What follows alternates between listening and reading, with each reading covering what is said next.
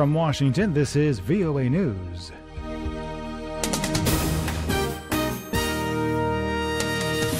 Hello, I'm Steve Miller. Iraq's Kurds have voted to create an independent state in a referendum that has angered the Baghdad government and regional powers, Turkey and Iran. Reuters Emily Wither has the story. Iraq's Kurds have voted overwhelmingly in favor of creating an independent state. The Electoral Commission on Wednesday announcing that more than 90% want to break away from Iraq. The Kurdish president, Masoud Barzani, warning citizens they might face hardships, but to remain united. Down in Irbil's main market, people are defiant and nervous. Kurds have an old saying, they have no friends but the mountains. As pressure mounts around them to abandon this bid, they may be hoping for a friend to step in. That was Reuters' Emily Wither. U.S. Defense Secretary Jim Mattis traveled to Afghanistan. VOA's Bill Gallo is traveling with the Pentagon chief and filed this report. Just hours after Defense Secretary Jim Mattis arrived in the Afghan capital, a reminder of the instability that plagues the country. The Taliban claimed responsibility for an attack in which several rockets were fired toward the Kabul International Airport.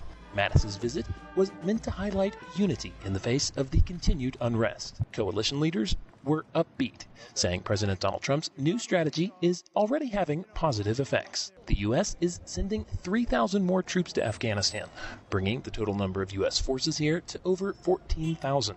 Trump says they won't come home until conditions on the ground warrant it. Bill Gallo, VOA News, Kabul. Be sure to follow the Voice of America on social media platforms like Facebook, Twitter, and Instagram for stories, videos, pictures, and more. This is VOA News. The UN High Commissioner for Refugees warns of a high risk of terrorism in Myanmar and the region if Rohingya crisis remains unresolved.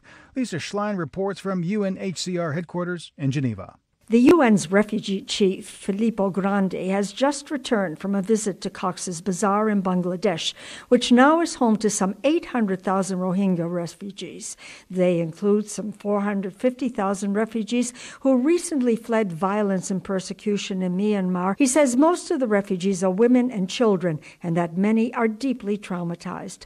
Grandi says he spoke to women who had been raped and children who had seen their families and friends killed. The UN official says he was struck by how little the refugees had and how vulnerable they were to multiple risks. Lisa Schlein for VOA News, Geneva.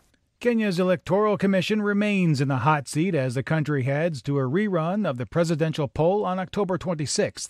Jill Craig reports from Nairobi.